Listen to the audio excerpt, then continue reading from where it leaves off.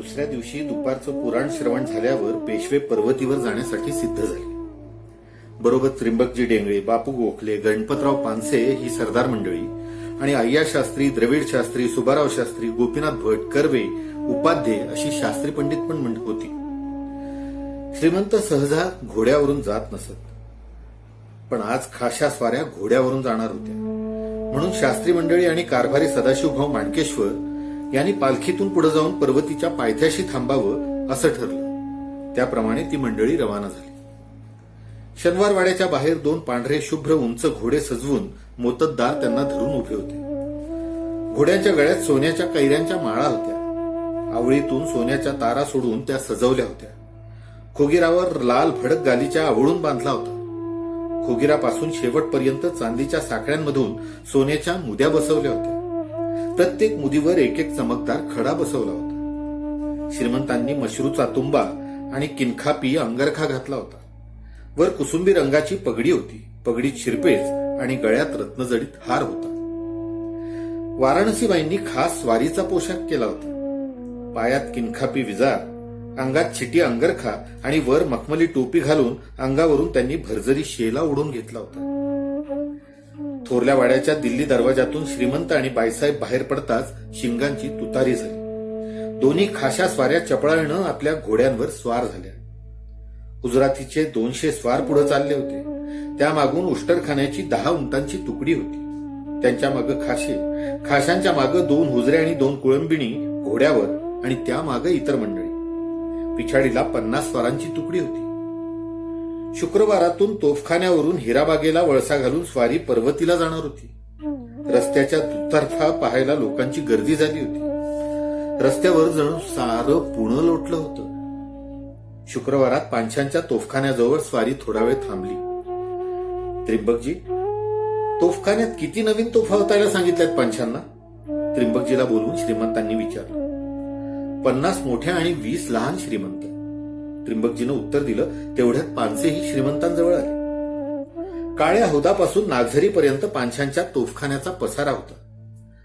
पानसे, त्रिंबकजीनं त्यांना विचारलं, आतापर्यंत नवीन तोफा किती ओतून झाल्या? अद्याप कामाला सुरुवात झाली नाही. पांचांनी त्रिंबकजीकडे पाहत श्रीमंतांना सांगितलं. का? श्रीमंतांनी विचारलं. तोफा ओतायला हवं तसं पोलाद आणि बीड अजून मिळालं नाही. मुंबईहून मागवलं श्रीमंत. ते आलं की मी करतोच सुरुवात तोफा होतायला. लवकर करा असं म्हणून श्रीमंत जायला वळणार तोच त्रिंबकजी म्हणाला, श्रीमंत, मागे एकदा सबसिकल तोफेबद्दल आपण चौकशी केली होती. त्या तोफेतल्या गोळ्यानं वडगावच्या लढाईत गोऱ्यांचा इट्टूर फाकडा ठार केला होता. ती इथंच आहे. असं? गणपतराव, आम्ही सडेच येतो. बापू, तुम्ही चला, पाहू द्या ती तोफ आम्हाला. असं म्हणून श्रीमंत, स्वतः त्रिंबकजी, बापू गोखले आणि गणपतराव पानसे एवढीच मंडळी तोफखान्यात शिरली. श्रीमंतांच्या हुजऱ्यांनाही पाठोपाठ यायला श्रीमंतांनी मना केलं. एका मोठ्या लोखंडी गाड्यावर सबसिकल तोफ ठेवलेली होती. तोफ पाहता श्रीमंतांच्या चर्येवर समाधान पसरलं. त्यांनी विचारलं, गणपतराव, या तोफेचा पल्ला कुठपर्यंत आहे? दारुगोळा ठीक असेल तर 2 कोसपर्यंत आहे श्रीमंत. गणपतरावांनी उत्तर दिलं. बापू, गोखल्यांकडे वळून श्रीमंत म्हणाले, तुमचं घोडदळ आणि गणपतरावांचा हा तोफखाना यावर आमची मोठी भिस्त आहे. घोडा वारंवार फिरवला नाही म्हणजे ऐनवेळी कुचकामाचा ठरतो. तोफा उडवल्या नाहीत म्हणजे त्या कामातून जातात. त्रिंबकजी, तुझा काय सल्ला आहे? श्रीमंत, मला वाटतं ही सबसिकल तोफ शनिवार वाड्यासमोर ठेवावी. वाड्यात येणाऱ्या आमच्या माणसाला यानं दिलासा मिळेल आणि शत्रूला जरब वाटेल. पण श्रीमंत, बापू म्हणाले, तसं केलं तर साहेबाला निष्कारण दुखावल्यासारखं होईल, खिजवल्यासारखं होईल. उद्या शनिवार वाड्यावर फडफडणारा जरी पटका पाहूनही साहेब दुखावल्यासारखा झाला म्हणून काय तो आम्ही खाली ओढायचा? त्रिंबकजी कठोर आवाजात म्हणाला, आमची शान, आमचा अभिमान ज्यात आहे अशी गोष्ट करताना साहेबाचा मुलाहिजा धरायचं मुळीच कारण नाही. पेशव्यांनी यातून वेगळाच मार्ग काढला. पानसे, आम्ही पर्वतीवर गेलो की नेहमीच्या तोफा झाल्यावर आज आम्हाला सबसिकलचा आवाज ऐकायचा आहे. तोफ उडवायची तयारी करा. तोफ हलवण्याबद्दलची आज्ञा आम्ही नंतर देऊ. स्वाऱ्या हिराबागेच्या रस्त्यानं पुढे चालायला लागल्या. हिराबागेवरून सारसबागेतील तळ्याला वळसा घालून स्वाऱ्या पर्वतीच्या पायथ्याला आल्या. सदाशिवराव माणकेश्वर कारभारी आणि शास्त्री पंडित मंडळी श्रीमंतांची वाट पाहत तिथे पायथ्याशीच उभी होती. दिवस मावळाला अद्याप घटकाभर अवकाश होता. पर्वतीची टेकडी, रमणा, नारळीबाग, पद्मावती ते थेट कात्रजचा घाट या सर्व भागात पेशव्यांच्या हुकमावरून आंब्याची, नारळाची वगैरे निरनिराळी 1.25 लाख झाडं लावलेली होती. झाडांना पाणी घालायला भिस्त नेमून दिलेले होते. झाडं आता चांगलीच मोठी झाली होती. श्रीमंत ते हिरवगार दृश्य पाहून सुखावले. तेवढ्यात रमण्याच्या बाजूनं कोलाहल ऐकू आला. पेशव्यांनी तिकडे पाहिलं. 100-200 गरीब माणसं, बायका, मुलं यांचा घोळका तिथं उभा होता. सदाशिव माणकेश्वरांचे काही कारकून हुजरातीच्या स्वारांच्या मदतीनं त्यांना गप्प बसवत होते. लोक ओरडत होते. भाऊ, कसली गडबड आहे? श्रीमंतांनी त्या ओरडणाऱ्या लोकांकडे पाहत विचारलं. काही नाही श्रीमंत, किरकोळ आहे. आपण वर चढावं. भाऊ श्रीमंतांची नजर टाळत म्हणाले. कारभारी, गुजरातीच्या स्वारांना न ऐकता लोक दंगा करतायत तेव्हा किरकोळ नाहीये, त्रिंबकजी मध्येच म्हणाला. भाऊ त्यावर काही उत्तर करणार तोच दंगा करणाऱ्या लोकांच्या जमावातून एक उंच स्वर ऐकू आला. घाला, घोडं घाला आमच्या अंगावर, ठार करा, म्हणजे या यमयातनातून तरी सुटू आम्ही.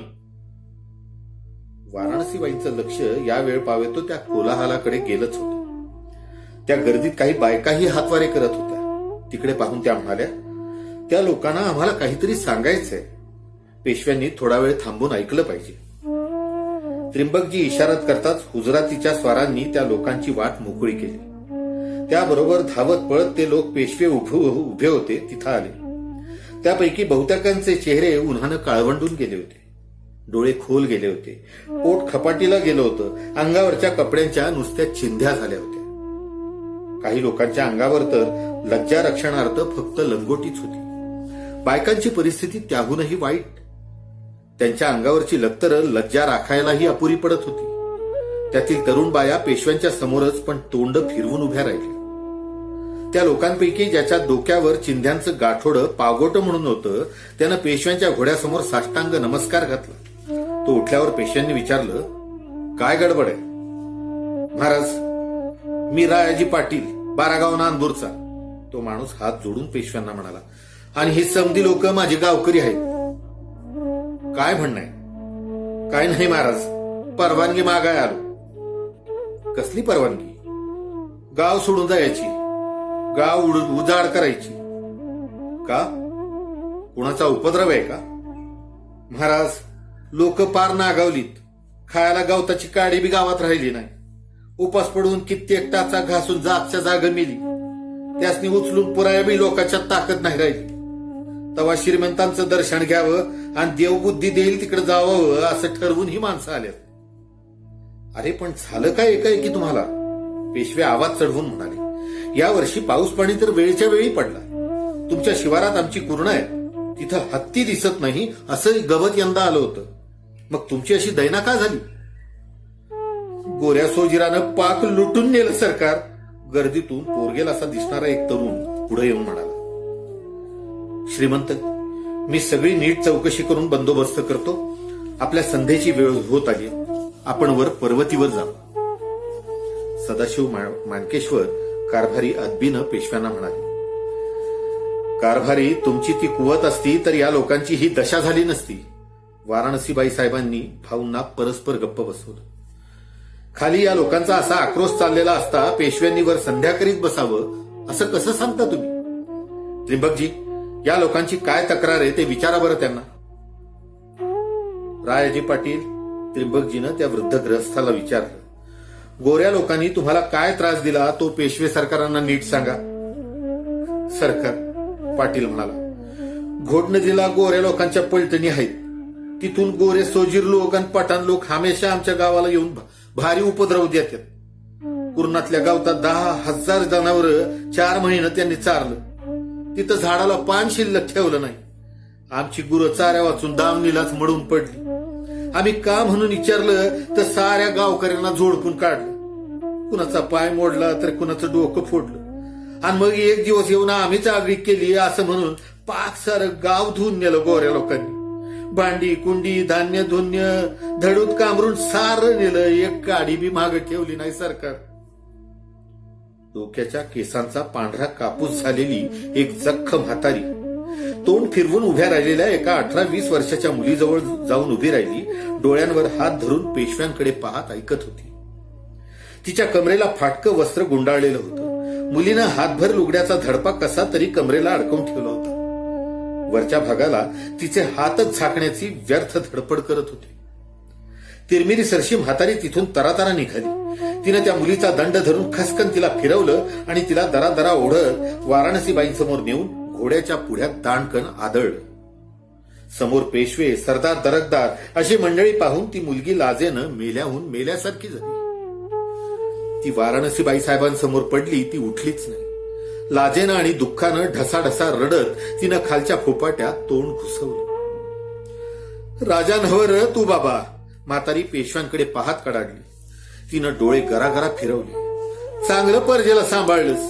अरे 96 कुळीचा आम्ही मराठ, कधी आमच्या पोरीबाळीचं नख सुर्वे नारायणाला पण दिसलं नव्हतं. आणि तू बामन इतर राज्यावर बसला असताना या माझ्या सुनेच्या आबरू गोऱ्यांनी दिवसा उजेडी लुटली की र.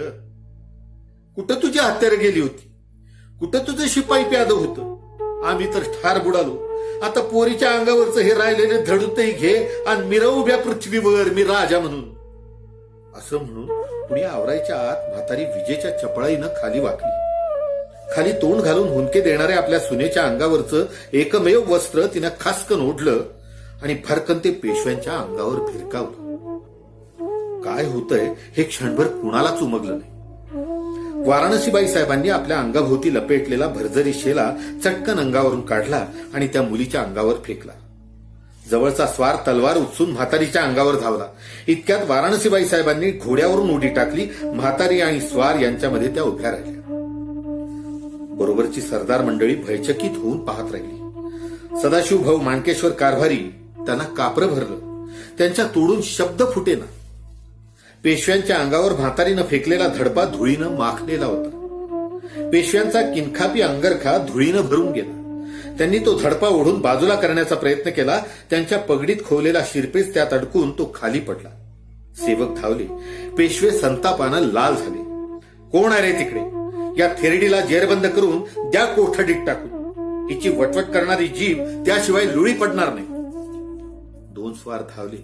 त्या गर्दीतही थोडी कुजबूज सुरू झाली. वाराणसीबाई साहेबांनी स्वारांना इशारा केला. स्वार जागीच उभे राहिले. प्रजेचं प्रतिपालन हे पेशव्यांचं आद्य कर्तव्य. प्रजा पिडली म्हणून ती आपल्या पायांपाशी आली. त्या शांतपणे पेशव्यांना म्हणाल्या, म्हणून आमचा उपमर्द, आमची अवहेलना. पेशव्यांची अवहेलना ह्या म्हातारीनं केली नाही. ज्यांनी तिला लुटलं त्यांनी केली. पेशव्यांचा उपमर्द या बाईनं केला नाही. ज्यांनी तिला नागवलं त्यांनी केला. आपल्या अपमानाची भरपाई पेशव्यांनी त्यांच्यापासून करून घ्यावी. श्रीमंत, कसुरीची माफी असावी, त्रिंबकजी म्हणाला. आईसाहेब म्हणतात ते रास्त आहे. दोष या म्हातारीचा नाही. कशावरून? पेशव्यांनी विचारलं. त्यांचा राग अद्याप शमला नव्हता. या गावाची ही तक्रार पूर्वी अनेक वेळा त्यांनी सरकारच्या दरबारी रुजू केली आहे. त्यावेळी काय निकाल केला त्याचा? त्रिंबकजीनं सदाशिव भाऊंकडे पाहिलं. कारभारी या नात्यानं हे काम त्यांच्या अखत्यारीतलं होतं. कारभारी, पेशव्यांनी यांच्या तक्रारीचा काय निकाल दिला? भाऊंना काय बोलावं ते सुचेना. तरी चाचरत त्याने सांगून टाकलं, वेळोवेळी तिथल्या मामलेदाराला हुकूम दिले होते. कोण आहे तिथं मामलेदार? राघोबा शेंड्या. सरकार, म्हातारा पाटील थरथर कापत म्हणाला, या म्हातारीचं काही मनावर घेऊ नका. तिचं डोसकं फिरलंय. पण आपल्या मामलेदारानं सरकारी वकिलीसाठी आमची घरदारं खणून नेली. गाव पाक उजाड झालाय. एक उंबरा जागेवर राहिला नाही. सारी मसानवट झाली हो. त्रिंबकजी, पेशवे शांत होत म्हणाले, या लोकांची दैना याला आम्ही जबाबदार. आमचा अंमलदार हरामखोर या लोकांना 4-4 महिन्याचा शिधा आमच्या खासगीतून द्या. प्रत्येक स्त्री पुरुषाला कपड्यांचे 2 जोड द्या आणि हुजरातीचे स्वार बरोबर देऊन त्यांच्या गावी रवाना करा. पाटील, आता पावसाळा तोंडावर आलाय. नवीन धान्य येईपर्यंत बेगमी होईल एवढं धान्य सरकारी कोठीतून घेऊन जा. पुन्हा उपद्रव झाला तर अर्ज समक्ष रुजू करा. वाराणसीबाई साहेबांनी खाली धुळीत पडलेल्या त्या तरुण मुलीच्या हाताला धरून वर उठवले. तिच्या सर्वांगावरून आपला शेला नीट गुंडाळून घेतला. रडू नकोस मुली, त्या मुलीला समजावीत म्हणाल्या. झालेली गोष्ट पुन्हा येत नाही. त्रिंबकजी, ही मुलगी आणि ही म्हातारी यांना तूर्त पुण्यातच ठेवा. यांच्यावर झालेल्या अन्यायाचं परिमार्जन करूनच यांची पाठवणी करा. श्रीमंत, घोड नदीवरच्या इंग्रजांच्या आगळीकीबद्दलही आज्ञा व्हावी, त्रिंबकजीनं पेशव्यांना विनंती केली. त्याचा निर्णय आम्ही उद्या देऊ, श्रीमंत म्हणाले. ते पाय उतार झाले. लगेच सेवकांनी त्यांचे कपडे साफ केले. शिरपेस पुन्हा पगडीत खोचला आणि सरदार बापू गोखले, सरदार पानसे, सरदार पुरंदरे यांच्यासह पेशवे पर्वतीची टेकडी चढू लागले. पेशवे देवालयाच्या पायऱ्या चढून देवदेवेश्वराच्या मंदिरासमोर आले तोच तोफा धडधडू लागल्या. श्रीमंत पेशवे पर्वतीवर पोहोचल्याचं निदर्शक म्हणून पर्वतीवरून 5 तोफा सुटल्या. शेवटच्या 5व्या तोफेचा आवाज विरतो न विरतो तोच पानशांच्या तोफखान्यातील सबसिकल तोफ संकेताप्रमाणे उडाली. तिचा गडगडाट गगनाला भेदून गेला. पेशव्यांनी देवदेवेश्वराचं दर्शन घेतलं आणि ते आपल्या महालाकडे गेले. बरोबरीची सरदार मंडळीही दर्शन आटोपून आपापल्या मुक्कामावर गेली. त्रिंबकजी बंदोबस्तावर जातीनं देखरेख करीत होता. पर्वतीच्या पायथ्याशी झालेला प्रकार एव्हाना वर पोचलाच होता. ठिकठिकाणी मुत्सद्दी मंडळी जमून चर्चा करत होती. मंदिरातून कुठं कीर्तनं चालू झाली होती, कुठं संपली होती. मुख्य देवालयातलं कीर्तन आटोपल्यावर श्रीमंत फराळाला उठले. त्रिंबकजी बाहेर मोकळ्या हवेत आला. त्यानं वर पाहिलं. वद्य पक्षातलं काळं कुट्ट आकाश होतं. तारका चमचम करत होत्या. एक उसासा टाकून तो मुख्य देवळाच्या पायऱ्या उतरला. त्यानं मान घालून तो सरळ खाली मान घालून चालू लागला. कार्तिक स्वामीच्या देवळातली कथा अद्याप संपलेली नव्हती. बुवांचे उच्च स्वर वातावरणात पसरत होते. त्रिंबकजी थबकला. अन्न नाही, वस्त्र नाही, सौख्य नाही, जनामध्ये आश्रयो पाहता नाही. त्रिंबकजीच्या डोळ्यांच्या कडा पाणावल्या. त्या पुसत खाली मान घालून तो तसाच पुढे निघून